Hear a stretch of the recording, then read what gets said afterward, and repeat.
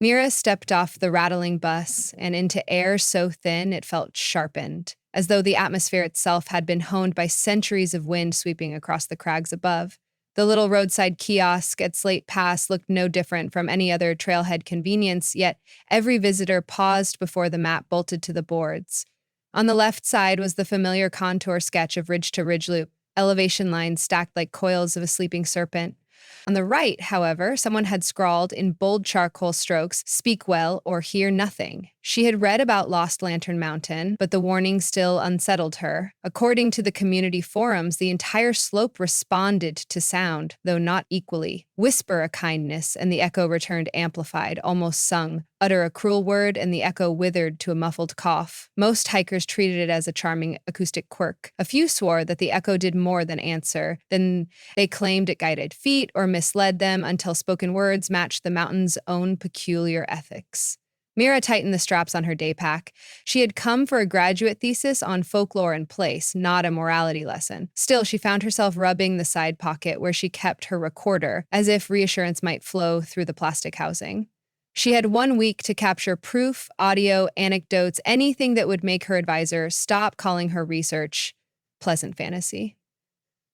Footsteps crunched behind her. A fellow hiker approached the board. He was in his late 50s, square-shouldered, with a salt and pepper beard and a camera that must have weighed half a stone. He glanced at Mira's notebook. "First time up Lantern?" he asked. "First and probably only," she replied. "I'm collecting stories and maybe some field recordings." Mira Latimer. "Lionel Burns," he said, shaking her hand. "I photograph soundscapes. At least, that's the elevator pitch. Figure one can only snap so many sunsets before seeking something with a bit of mystery." Mira arched an eyebrow. "Soundscape photography? You print the waveforms?" "Something like that. I capture a moment, then overlay the image with the sonograph. Turns galleries into stereo rooms." She liked him instantly, another pilgrim chasing intangible wonders, trying to coax the invisible into frames and files. Still, she had research to conduct and no time for accidental companions. Yet when he offered to share a thermos of strong coffee while they arranged gear, she didn't refuse. The bus wouldn't return for 3 days. A civil ally sounded sensible. They left Slate Pass under pale morning sun. The path snaked through firs that shed needles with a hush like startled birds, revealing glimpses of the granite ramparts ahead. Every few minutes, Lionel would point his microphone dish toward a cluster of boulders and snap a high-speed photo at the same moment. Mira would log altitude, weather, and subjective impression. 9:12 Ayamin, Meram Atto, Miram Ayomin. Mychok, DPM, Sete Akov, lovely morning. Returned as lovely morning, mona mona morning. She had said the phrase softly, almost carelessly, to test the lore. The mountain's reply startled her. The compliment came back crisp and loud, as though a stone amphitheater had formed behind the trees to magnify her words. She replayed the file. The echo was nearly double the volume of her original utterance. Lionel grinned. Legend holds. They climbed higher and met a pair of friends descending. One was limping. The uninjured hiker, a woman with freckles across her wind-burned cheeks, greeted them while adjusting her companion's pack. "Ankle twisted," she said. "If you've got spare tape." Lionel produced a roll of athletic wrap from his kit. As he bound the swelling joint, Mira noted his gentle patience. The woman introduced herself as Tara. Her injured partner was Cleo.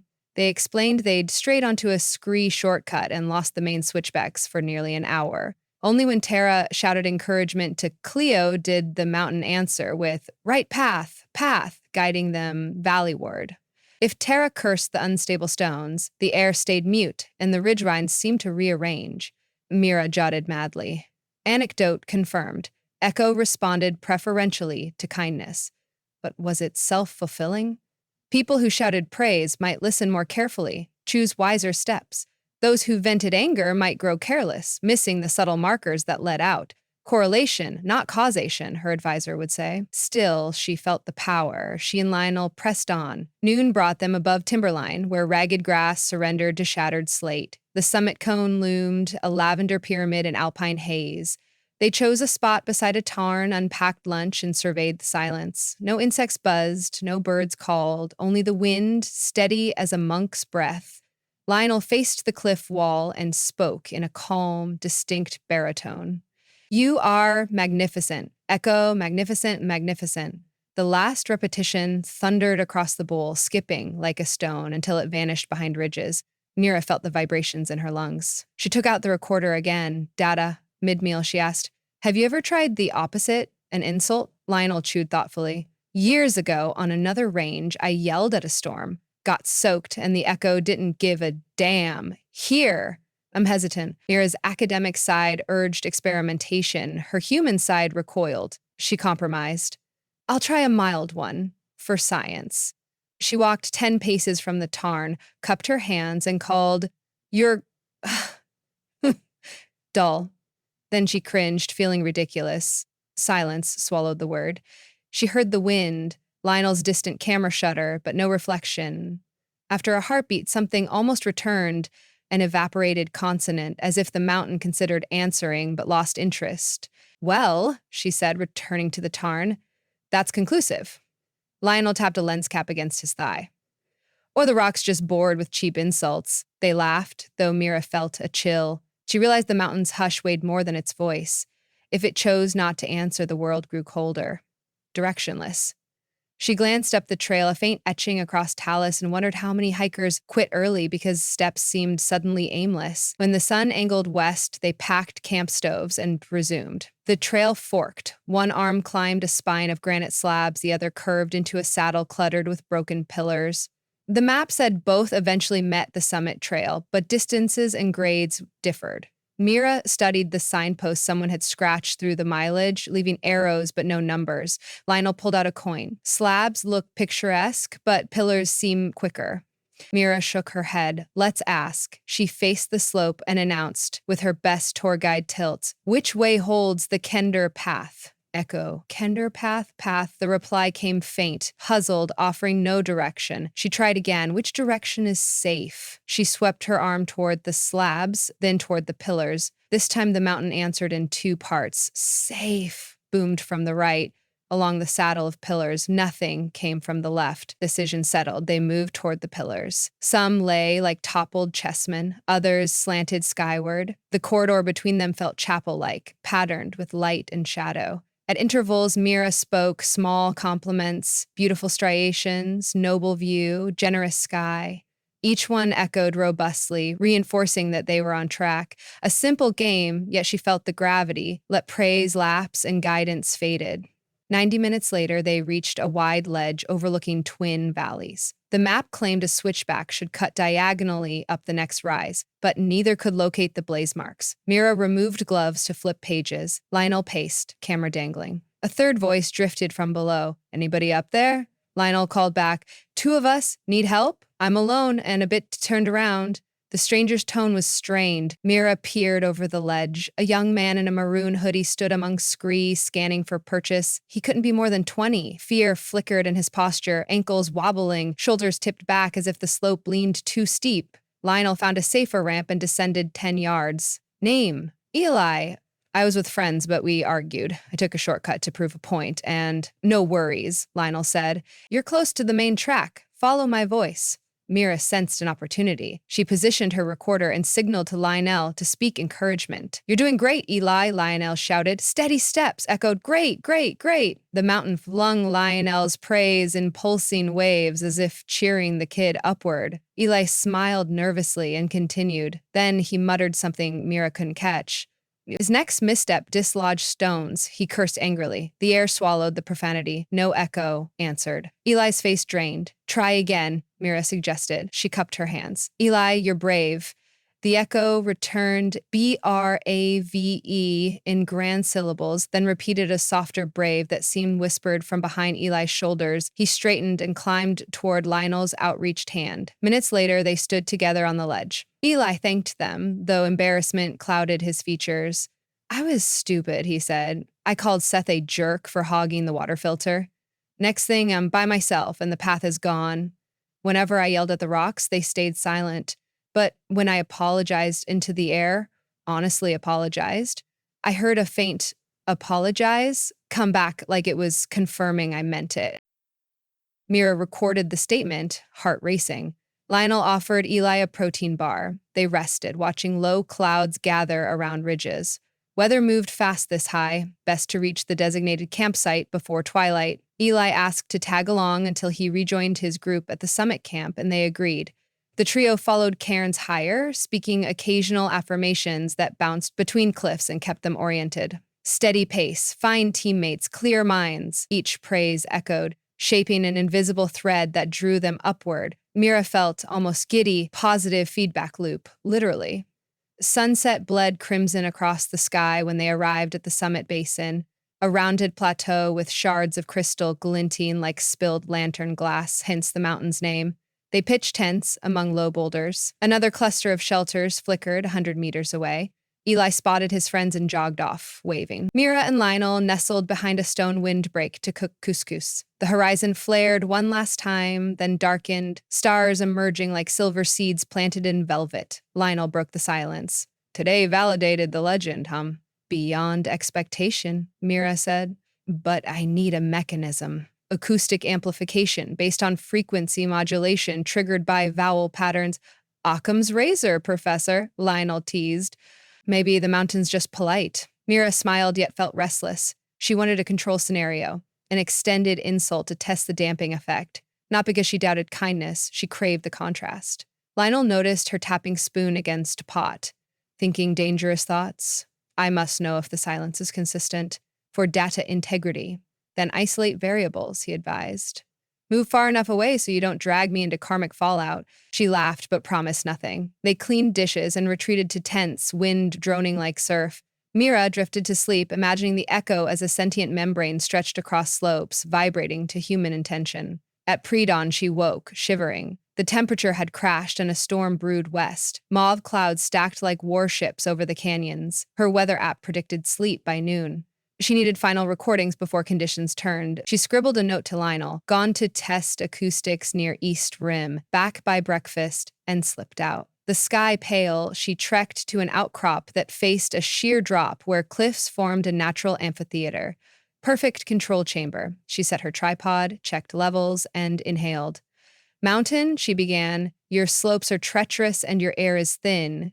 You test people cruelly. The words tasted bitter, but she forced them out. Nothing. The emptiest quiet she had ever heard, not even wind. She raised volume. You break ankles and swallow the lost. You are unkind. Still, a void. She felt smaller than the gravel underfoot. The silence threatened to erase her next breath. Heart pounding, she swallowed and pivoted as though her own shadow might scold her. She tried the opposite, voice cracking. But you are also majestic. Beyond words, echo, majestic, majestic. The echo roared so loud she staggered. Relief flooded her. She resumed her notebook. Observation. Echoic response to negative stimuli equals null. Positive stimuli equals amplified, even when preceded by negativity. Hypothesis. Mountain acts as filter, selects for constructive vibration. Rain speckled her page. She packed quickly and headed toward camp. Yet the plateau looked unfamiliar. She could not see the tents. Fog had rolled in thick as wool. She retraced steps but found no boot prints. Wind erased evidence. Mira steadied, breathing. She should call Lionel's name, but if he couldn't hear, she risked giving away her position to cliffs. Better to ask the mountain its echo carried. She called out, compliments, genuine ones this time. Beautiful dawnlight, glorious valley. Thank you for guidance. Each praise came back strong, guiding her left, then right. She followed, trusting sonic breadcrumbs. After 15 minutes, she saw a neon fabric through Miss Lionel's tent. He emerged, relief on his face. Thought you'd vanished. Nearly, she admitted. The echo brought me home. Rain turned to sleet. They struck camp swiftly. Eli and his group had already started descent. Lionel suggested following. Storms could trap them. As they wound down switchback, sleet slicked the stones. Lionel lost footing, slid, and banged his knee. He cursed, brief, sharp. The mountainside swallowed it. Mira gasped, reached for his arm. They paused. Lionel grimaced. Sorry. Pain talking. Mira knew the stakes. She helped him stand and said, voice clear, Lionel, you are resilient. Echo, resilient. Resilient, he smiled weakly. Together, they hobbled along. Each time the trail disappeared under snow squall, Mira would compliment something, his perseverance, the valley's endurance, the sheltering trees. The echo answered, calibrating their compass. Hours later, the storm eased as they re-entered timberline.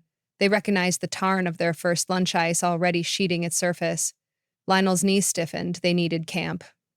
Mira located a wind-shrouded alcove under warped pines where ground was dry. As she gathered branches for fire, she overheard Lionel whispering to the mountain, "Thank you for sparing us." The mountain replied softly, "Thank you." Night fell. They dozed fitfully. At dawn, Lionel's swelling demanded evacuation. The nearest ranger station sat 9 miles away, down the ridge-to-ridge loop. They broke camp and descended. The lower they went, the more hikers they encountered, weekenders heading up, unaware of snow lingering above. Mira observed each interaction. When hikers offered smiles and greetings, the echo returned graciously, their voices layering like chorus lines. When someone muttered impatience complaints about cold or weight, their words thudded and died.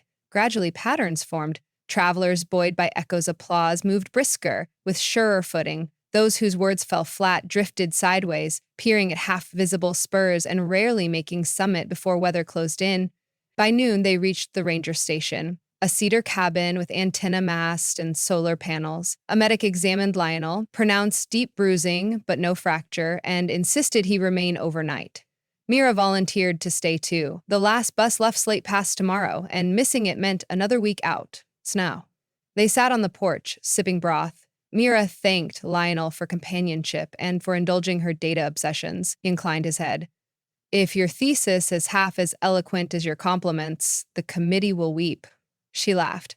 "Compliments seem easier now, like the mountain trained my tongue." "As it should," Lionel said. "Imagine if every place rewarded kindness and starved harshness. We'd tune ourselves to gentler frequencies." Mira considered the phrase gentler frequencies. She thought of the countless field hours ahead, editing recordings, cross-analyzing waveforms, correlating decibel gains to linguistic positivity. Yet the heart of her paper would not be numeric. It would be the story of a landscape that taught courtesy through physics or through magic, indistinguishable from physics. She suspected reviewers would demand a definitive explanation. She would offer evidence, yes, but she would close with a simple recommendation. Speak with care. The world is listening. The next afternoon, they boarded the bus. Window glass rattled, while pine-scented wind chased them out of the range. Mira pressed her recorder to the pane and replayed the very first compliment she had spoken. "Lovely morning." The echoed phrase boomed through the headphone, still crisp, still bright. It filled the bus aisle, not louder than before, but larger somehow, as if it carried a portion of granite and sky inside its syllables. A child across the aisle heard the playback and giggled. "That's a funny echo." Mira smiled. "It's a friendly mountain." The bus curved beyond the last ridge and Lost Lantern faded from view. Yet Mira sensed that its echo traveled with them, resonating inside every grateful word the passengers would speak for hours, maybe days. Perhaps that was the mountain's ultimate secret, not merely to guide hikers across fog and scree, but to send them back into the lowlands, tuned to louder kindness, softer anger, carrying a fragment of stone wisdom in their throats. As the vehicle rumbled south, she flipped open her notebook and penned the final field note. Observation. Compliments leave the mountain louder than they arrived. Travelers carry the volume forward. Predicted societal effect, cumulative amplification of goodwill long after the last echo fades.